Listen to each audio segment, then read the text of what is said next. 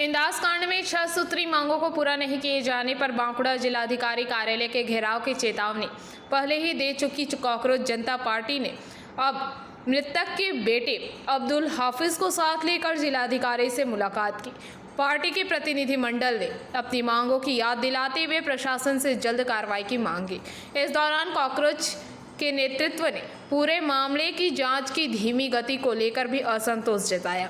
बांकुड़ा के इंदस थाना क्षेत्र के करीशुंडा गांव में गत 13 अगस्त की रात कुछ बदमाशों ने कॉकरोच जनता पार्टी कार्यकर्ता अब्दुल हाफिज के घर पर हमला किया था। हमलावरों ने हाफिज के साथ मारपीट करने के अलावा उनके पिता मोहम्मद मफिक को भी बेरहमी से पिटाई की थी। गंभीर रूप से घायल मोहम्मद मफिक की 15 अगस्त की रात बर्दवान मेडिकल कॉलेज में इलाज के दौरान मौत हो गई। घटना के बाद 16 अगस्त को मृतक की पत्नी हसीना बेगम ने 5 लोगों के नाम सहित कुछ अज्ञात लोगों के खिलाफ लिखित शिकायत दर्ज कराई थी। इसके अगले ही दिन कॉकरोच जनता पार्टी की ओर से 6 सूत्री मांगे रखी गई। इनमें घटना की निष्पक्ष जांच, सभी आरोपियों की गिरफ्तारी और अब्दुल हफीज के घर की सुरक्षा सुनिश्चित करने के साथ साथ दिवंगत मोहम्मद माफिक के नाम पर एक स्कूल का निर्माण कराने की मांग शामिल थी। कोई भी नहीं था, ये नहीं था, हम समझ नहीं पाए उनमें से कौन था कौन नहीं, क्योंकि देखिए ये एक बहुत इम्पोर्टेंट चीज़ है। हम नहीं चाहते कि हमारे वजह से कोई बेगुनाह है उस सज़ा उनको मिल जाए, ठीक है? क्योंकि ऐसा आपने सुना होगा, हमारे बोलते हैं कि 100 गुनहगार छूट जाए मगर एक बेगुनाह को सज़ा नहीं मिलना चाहिए, ठीक है? उसी का पालन करते हुए मैंने अपने आप को रोक के रखा, क्योंकि अगर जब मैं पूरा निश्चित हो जाऊँगा यही व्यक्ति है, तभी उनका मैं नाम लूँगा। ऐसा नहीं कि लग रहा है 50-50 चांस है, तो मैं उस टाइम पे नहीं लग सकता, क्योंकि एक इंसान का ज़िंदगी का सवाल है। मेरे ऊपर भी एक दायित्व है। ऐसा नहीं कि मैं अपने पिताजी को खोने के बाद कि ऐसा मैं उल्टा-सीधा कुछ भी काम करूँ। मैं अपने मेंटालिटी जो मेंटल स्टेट है उनको बहुत सँभाल के रखा हूँ, क्योंकि मेरी वज़ह से अभी मेरे ऊपर बहुत सारे दायित्व हैं, ठीक है? मुझे अपने कंधे पे बहुत सारा जो दायित्व है उसे मतलब लेके जाना है। ऐसा नहीं कि मैं अभी वो वाला अब्दुल नहीं रहा जो पहले इधर-उधर जाता था, खेलता था, कूदता था, कुछ भी करता। अभी मेरे ऊपर बहुत सा दायित्व है, पूरा देश जो मुझे देख रहा है। मैं नहीं चाहता कि ऐसा कुछ काम जो हो जाए, इन जनरेशन को कोई गलत मैसेज जाए कि मेरे वजह से। हाँ, हाँ, हाँ, हाँ, हाँ, हुँ, हाँ, हाँ? मुझे समझ नहीं आया, मुझे समझ नहीं। हाँ? एक्चुअली जो नेम थे, मुख्य आरोपी थे, उनको तो उसमें नहीं डालते ना, आई थिंक उसमें नहीं डालते वो लोग। उन लोग तो मतलब कन्फर्म है। जो लोग आदर्श में जो लोग डाले हुए हैं, उनको आइडेंटिफ़ाई करने की ज़रूरत है। तो उसमें मुझे समझ नहीं आया, क्योंकि अंधेरा भी बहुत था। मैं बार-बार बोला, मैं नहीं चाहता कोई बेगुनाह सज़ा मिले। मेरी वजह से किसी को बेगुनाह को सज़ा मिले, बस इतना ही। वो तो नहीं है, वो एक जानलेवा हमला है, सुनियोजित है भाजपा की तरफ से, क्योंकि हम सिर्फ स्कूल सुधारना चाहते हैं।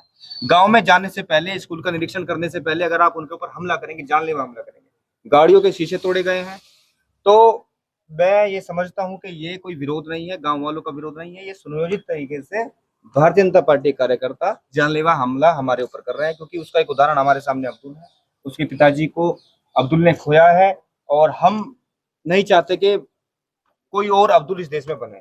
हम नहीं चाहते कि हमें इस तरीके से किसी अब्दुल के घर पे जाना पड़े। हम इस देश में शिक्षा सुधार करना चाहते हैं, और अब्दुल इस देश के, मैं बड़ी बड़ी जिम्मेदारी से कह रहा हूँ, अब्दुल इस देश के प्रधानमंत्री से बड़ा देशभक्त है। क्योंकि प्रधानमंत्री का स्टेटमेंट आपको याद होगा, उन्होंने कहा था कि हम झोला उठा करके चल देंगे, और अब्दुल कहता है कि हम इस देश के शिक्षा को सुधार करके रहेंगे। लेकिन ऐसी स्थिति में आप करेंगे कैसे ऐसा कि आप जहाँ भी आप जाते हैं आपको अगर ऐसा प्रॉब्लम नहीं, देखिए क्या है कि जागरूक अभियान हम लोग चला रहे हैं, गांव वालों को जोड़ेंगे, इसमें जोड़ेंगे, और परिवार वालों को जोड़ेंगे जो जिनके बच्चे स्कूलों में पढ़ते हैं, क्योंकि अभी वो लोग उससे कहीं तक भी उनको समझ में नहीं आ रहा है, जो परिवार वाले हैं, कि उनके साथ हो क्या रहा है, उनके भविष्य से खिलवाड़ है। उन लोगों को मानसिक रूप से गुलाम बनाने की ये स्कीम चल रही है देश में। अगर वो शिक्षा से वंचित रहेंगे तभी वो सवाल करना भूल जाएंगे, और वो अच्छी गुलामी करने के लिए उसमें तैयार रहेंगे। कुछ दिन पहले देखा गया था झारखंड में स्टूडेंट प्रोटेस्ट चल रहा था, तब तो आप लोगों का उधर जाना चाहिए था। तब नहीं, हमारा डेलीगेशन वहां भी गया था। हमने ये क्लियर मैसेज दिया है कि हम लोग लीडर नहीं बनाना चाहते, हम लोग एक नाम के पीछे नहीं जाना चाहते, हम महामानव नहीं बनना चाहते। हमारे सीजेपी का एक एक कार्यकर्ता अभिजीत दिप्के है, और हम हर तरीके से देश में शिक्षा व्यवस्था को सुधारना चाहते हैं। वहाँ पे मंतो साहब जो है उसको लीड कर रहे थे, तो उन्हीं को वो स्टेज चलाना था। हमारा डेलीगेशन वहाँ पे रहा है, और अभी भी हम सब संपर्क में हैं। भैया और एक बात, कल इंदास में एक बीजेपी लीडर ने कहा है कि अब्दुल ने टीएमसी का वर्कर था, गवर्नमेंट चेंज होने के बाद वो सीजीपी नहीं, इसके अगर कोई प्रमाण उनके पास है तो वो दिखा दें। ये तो एक एलिगेशन लगाने वाली बात होती है। अब जो वो आरोपी हैं उनको तो उन्होंने पहले उकसाया, अब्दुल पे हमला कराया, अब उन्होंने अपने हाथ खड़े कर लिए कि वो भाजपा के कार्यकर्ता नहीं है। मैं इस पूरे देश के लोगों से यही एक अपील करना चाहता हूं कि आप किसी के भी उकसाए में आकर अपने भविष्य के साथ खिलवाड़ मत करिए।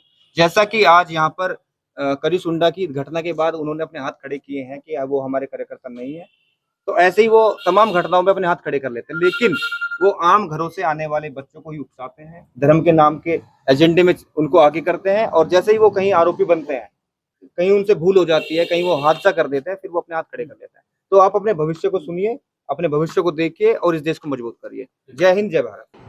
बांकुड़ा से अनुप्रा की रिपोर्ट, पीवीटीवी न्यूज। रानीगंज में इतने लग्जरी रूम, वो भी इतने कम प्राइस में। सो मैं बात कर रही हूँ रानीगंज के एनएसडी रोड में लोकेटेड होटल अतिथि इन के बारे में। यहाँ पे आपको फैमिली, फ्रेंड्स और कॉर्पोरेट के लिए रूम्स मिल जाएंगे, वो भी सिर्फ 1500 स्टार्टिंग प्राइस में। यहाँ पे आपको super deluxe room, Dulux room, regular room के साथ साथ प्योर वेज रेस्टोरेंट, जहाँ से आप अपने रूम तक टेस्टी फूड ऑर्डर कर सकते हैं। ये होटल हाइजीनिक और क्लीन होने के साथ साथ 27 हेल्पिंग फैसिलिटी भी देती है। High speed wifi, TV with fully AC interior, 24/7 room service, good ambience, clean cupboards, separate geyser facilities, clean washrooms, smoking area. अगर आपका भी प्लान है रानीगंज में स्टे करने के लिए, तो आपके लिए ये एक अच्छा ऑप्शन हो सकता है। आप यहाँ पर रूम ऑनलाइन प्लेटफॉर्म मेक माई ट्रिप से भी बुक कर सकते हैं। अगर आप मेरी वीडियो दिखाते हैं तो आपको मिलेगा एक्स्ट्रा 20% ऑफ। अतिथि इन होटल आपको रानीगंज स्टेशन से 5 मिनट वॉकिंग डिस्टेंस पे मिल जाएगा। और इन्फॉर्मेशन के लिए आप इन्हें कॉल भी कर सकते हैं। Thank you for watching.